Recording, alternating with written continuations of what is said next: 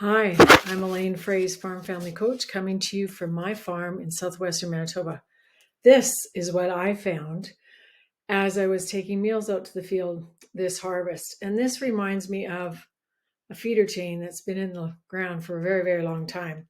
But last year, Wes and I were doing some combining together, and this is what we caught in our header. And why am I showing you these things? Because these things remind me of Grandpa. And this week's insight is around how to help Grandpa finish well. Now, here's the thing.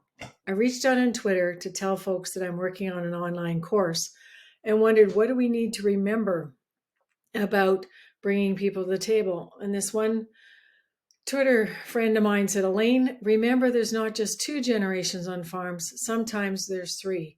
And some of you might feel that your luck is kind of getting tipped over because Grandpa is hanging on for far too long. So let's talk about how to help Grandpa finish well. The first thing is that money likely gives him security. And he might be having $500,000 in his bank account, or he might be holding on to title of land just because it makes him feel secure.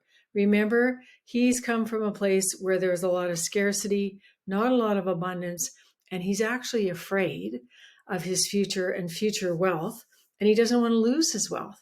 So the antidote to that is seeking help of a financial planner, putting names on joint titles, talking about not having all or nothing thinking and putting it in a range of transition of assets and farm wealth so that when Grandpa's is 85 or 95, hopefully he's still not hanging on really, really tight.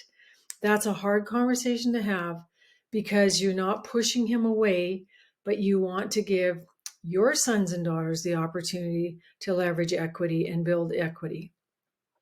I have another blog I wrote called Strong Warning for 80-year-olds, which you might also want to look at. The other thing is that there's likely broken communication. Is Grandpa hearing well? Maybe not. And if there's been rifts within the family, who of you is going to step up and be the reconciler so that there isn't broken communication? Who of you is going to use the conflict skill, the good behavior of reaching out to make sure that communication happens? Another thing that happens is, what is Grandpa's role on the farm? Is he respected as a wise elder? Do you show him respect? Do you give him tasks and opportunities to ride along with you in the machinery or to ask for his input about what he thinks about spending a lot of money on a new piece of equipment?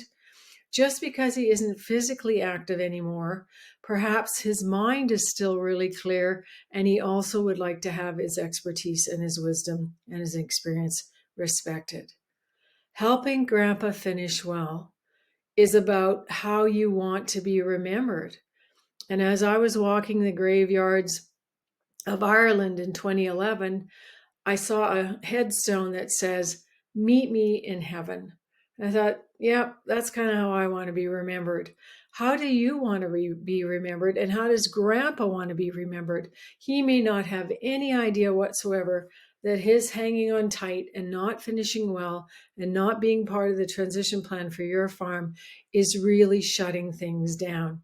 So I hope you'll get back to me. I'd love to hear from you and see how things are going on your farm, and enjoy the intro that I've written, and hopefully let me know how I can help you get things to the table, to get things finishing well and transitioning to the next generation on your farm. See you soon.